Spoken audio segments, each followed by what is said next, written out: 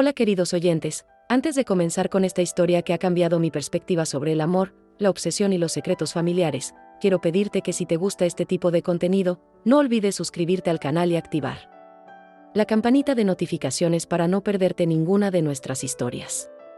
También puedes dejarnos un comentario contándonos si alguna vez has descubierto un secreto familiar que cambió tu forma de ver a alguien cercano. Mi nombre es Alejandra.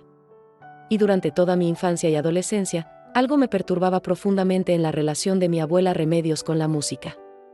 Esta mujer, que había sido una gran amante de las baladas románticas y que coleccionaba discos de vinilo como si fueran tesoros, se transformaba completamente cada vez que sonaba la voz de Camilo VI. Su rostro se endurecía, sus manos temblaban.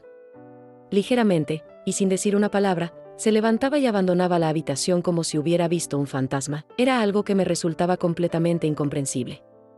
Camilo VI era, para mí y para millones de personas, uno de los cantantes más románticos y talentosos que había dado España. Sus baladas hablaban de amor profundo, de pasión, de entrega total. ¿Cómo era posible que mi abuela, que se derretía escuchando a José José, a Armando Manzanero, a Roberto Carlos, sintiera tal aversión hacia alguien que cantaba sobre los mismos temas con la misma intensidad? Durante años intenté entender esta contradicción.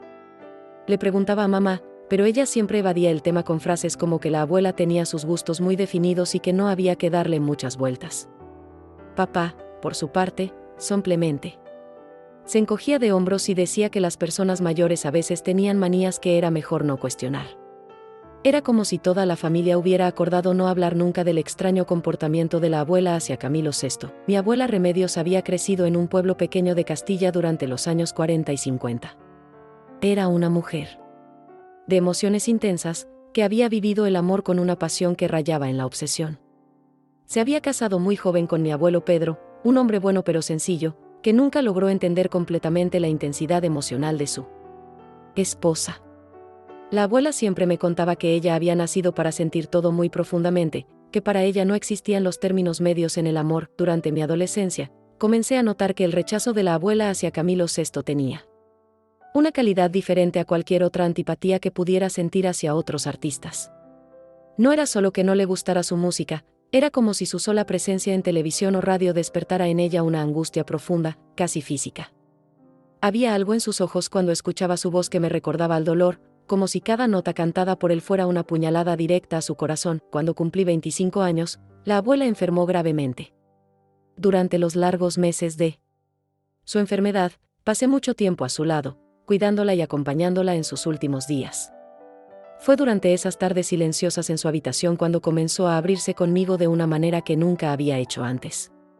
Me contaba secretos de su juventud, historias de amor que había guardado durante décadas, confesiones que parecían salir de ella como suspiros largamente contenidos. Una tarde de primavera, mientras ordenaba sus pertenencias, encontré una caja escondida en el fondo de su armario. Era una caja de zapatos vieja, atada con una cinta descolorida, que contenía cartas, fotografías y recortes de periódico amarillentos. Cuando le pregunté sobre su contenido, vi cómo el rostro de la abuela se transformaba. Por primera vez en mi vida, la vi completamente vulnerable, como una niña que hubiera sido descubierta guardando un secreto prohibido. Con una voz temblorosa que nunca le había escuchado, la abuela me pidió que me sentara a su lado. Me dijo que había llegado el momento de contarme algo que había guardado en secreto durante más de 40 años, algo que explicaría por qué nunca había podido soportar escuchar la voz de Camilo VI sin sentir como si el mundo se desplomara. A su alrededor, mi abuela me contó que a principios de los años 70, cuando Camilo VI estaba comenzando su carrera musical y aún no era el fenómeno internacional en el que se convertiría, ella había tenido un encuentro con el que había marcado su vida para siempre. Remedios trabajaba entonces como recepcionista en un pequeño hotel en Madrid, donde ocasionalmente se hospedaban artistas emergentes que venían a la capital para grabar discos o participar en programas de televisión. Una noche de invierno de 1972, un joven cantante llamado Camilo Blanes, que usaba el nombre artístico de Camilo VI, llegó al hotel donde trabajaba mi abuela. Según me contó, desde el primer momento en que lo vio, sintió algo que nunca antes había experimentado. No era solo atracción física, aunque admitía que él era extraordinariamente guapo, sino una conexión que le llegaba al alma, como si hubiera estado esperando toda su vida para encontrarse con esa persona. Durante los 3 días que Camilo se hospedó en el hotel, mi abuela y él establecieron una conexión que ella describía como mágica.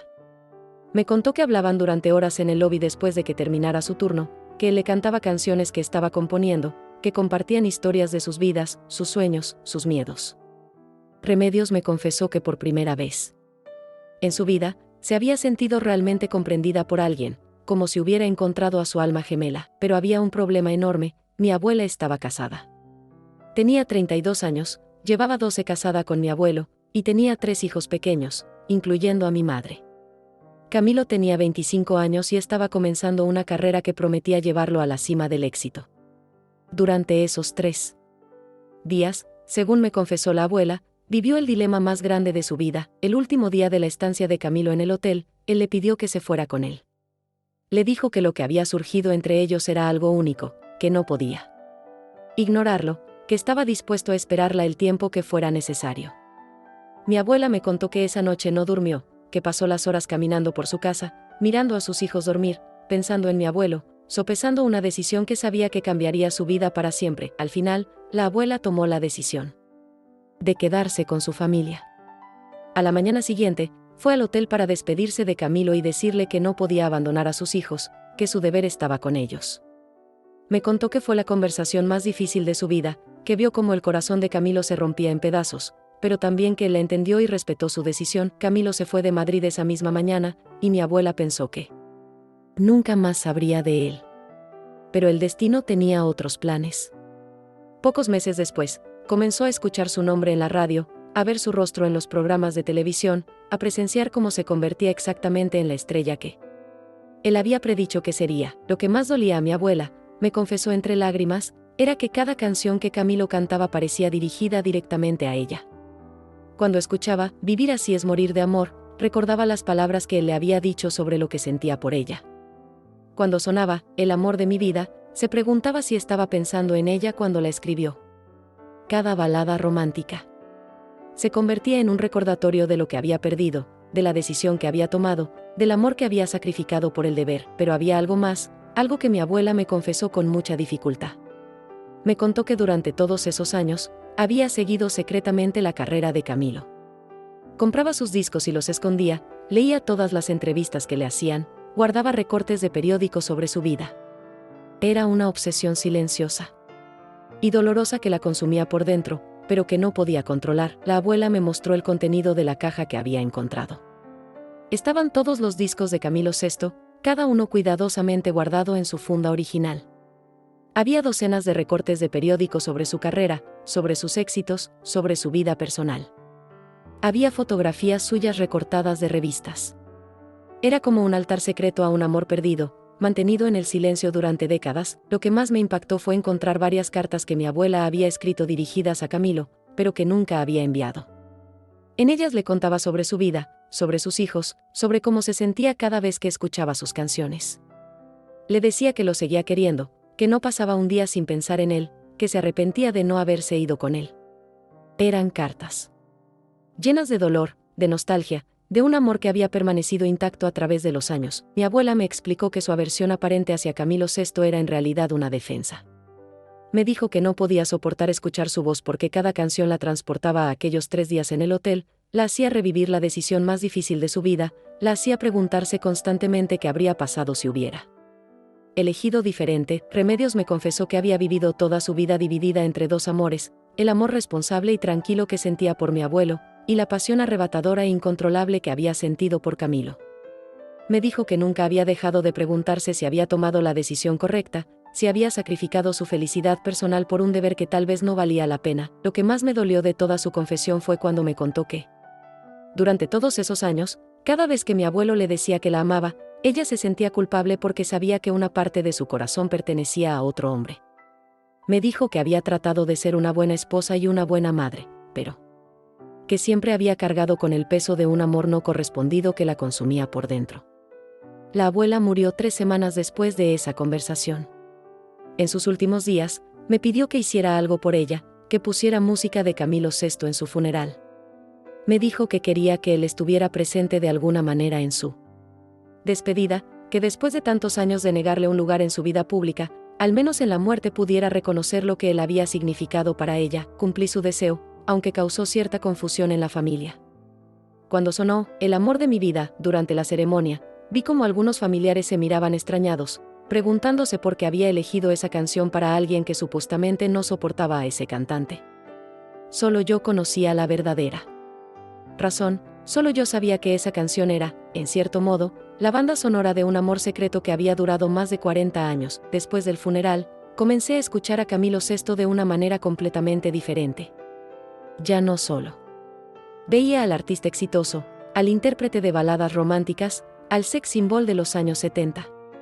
Veía también al joven que había tocado el corazón de mi abuela de una manera que ella nunca pudo olvidar, al hombre que tal vez había inspirado algunas de sus canciones más hermosas sin saberlo. Me pregunté muchas veces si Camilo había recordado a mi abuela a lo largo de los años, si había pensado en ella cuando cantaba sobre amores perdidos, si había guardado en su corazón el recuerdo de aquellos 3 días en Madrid. Nunca lo sabré, pero me gusta pensar que sí, que de alguna manera, el amor que sintieron fue lo suficientemente poderoso como para dejar una huella en ambos. La historia de mi abuela me enseñó muchas cosas sobre el amor, sobre las decisiones que tomamos en la vida, sobre el precio de la responsabilidad y el peso de los sueños no cumplidos. Me hizo entender que a veces las personas que más nos molestan son aquellas que despiertan en nosotros emociones que preferimos mantener enterradas, que nos recuerdan partes de nosotros mismos que hemos elegido sacrificar. También me enseñó sobre la complejidad del corazón humano, sobre cómo podemos amar a más de una persona de maneras diferentes, sobre cómo los encuentros breves pueden marcar nuestras vidas para siempre. Mi abuela había amado a mi abuelo, había sido fiel a él, había construido una familia hermosa con él. Pero también había amado a Camilo Sesto de una manera diferente, más intensa, más apasionada, y ese amor había coexistido con el otro durante décadas. Ahora, cada vez que escucho una canción de Camilo Sesto, pienso en mi abuela Remedios. Pienso en la mujer que fue capaz de sacrificar su felicidad personal por el bien de su familia, pero que nunca pudo borrar completamente de su corazón el recuerdo de un amor que podría haber cambiado su destino.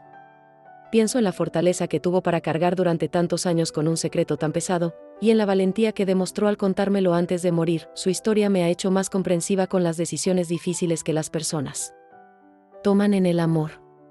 Me ha enseñado que a veces elegir lo correcto no significa elegir lo que nos hace más felices, y que el amor verdadero a veces requiere sacrificios que duelen durante toda la vida. Mi abuela no odiaba a Camilo Sesto.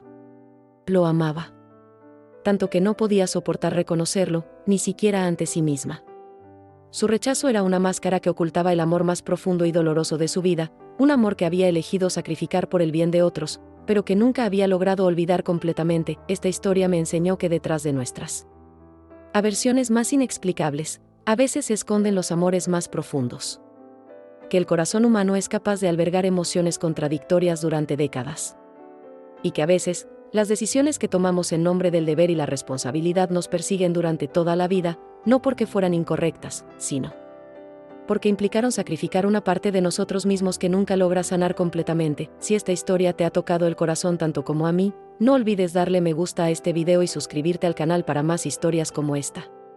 También puedes contarnos en los comentarios si alguna vez has tenido que elegir entre el amor y el deber, o si conoces a alguien que haya cargado con un secreto de amor durante años. Recuerda que todas las historias que compartimos en este canal son completamente ficticias y creadas únicamente para entretenimiento. Cualquier parecido con la realidad es pura coincidencia. Nos vemos en el próximo video.